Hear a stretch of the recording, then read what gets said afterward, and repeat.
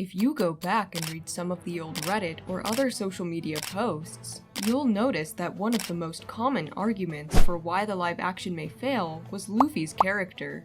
How were they going to adapt Luffy's goofy character and not mess it up? That was the question. Well, now that it has finally happened, and the live action has also unquestionably succeeded, let's make the comparison and see how the live action adapted Luffy's character, and how exactly it's different from our usual Luffy.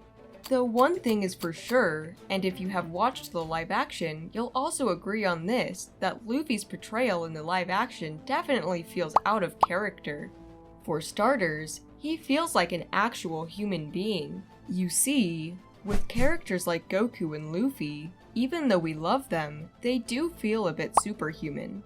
In Goku's case, there is his uncanny obsession with fighting the strong guy, while in Luffy's case, he is a larger-than-life embodiment of freedom, and even though he didn't become Sun God Nika until recently, Luffy has always been that bigger-than-life persona. Well, that is definitely not the case with live-action Luffy. Live-action Luffy feels much more grounded. He is also not as silly or childish as our goofy Luffy. Not to mention, live-action Luffy actually self-reflects, doubts himself, and internalizes his own thoughts. That's right, he has self-awareness. Now, think back to the last time you saw Luffy have an internal monologue. Or not even a monologue. When was the last time Luffy doubted himself?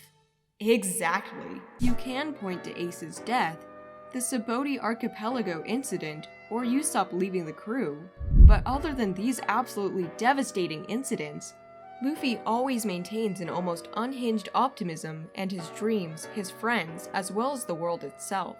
Though you have to admit that if the live-action Luffy also acted like our anime and manga Luffy, it would have felt awkward at best, and it would have simply fallen flat at worst. Putting it simply, it just wouldn't have worked. It's not even about the anime and manga format, it's about Oda's unique art style.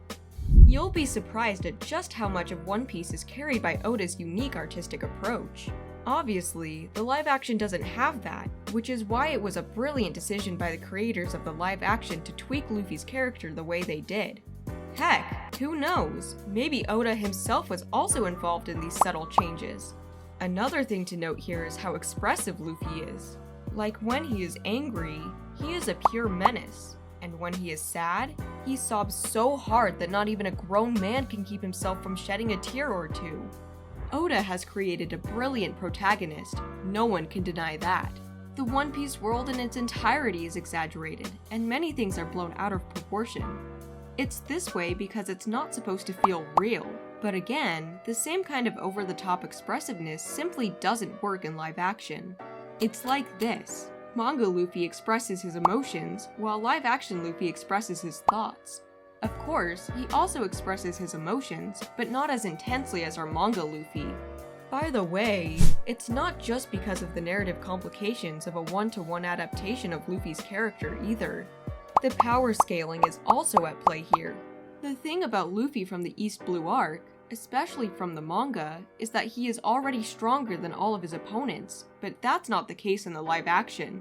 The Straw Hats as a whole are not as strong as their anime and manga counterparts, so maybe live action Luffy is more expressive of his thoughts because they are experiencing actual stakes?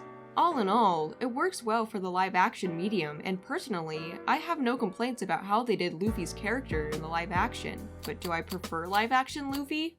Never, and I'm sure most of the fandom would agree with me on this. Considering how we address the points in this video, it may seem as though manga Luffy lacks conscience, but I can assure you that this is not the case at all.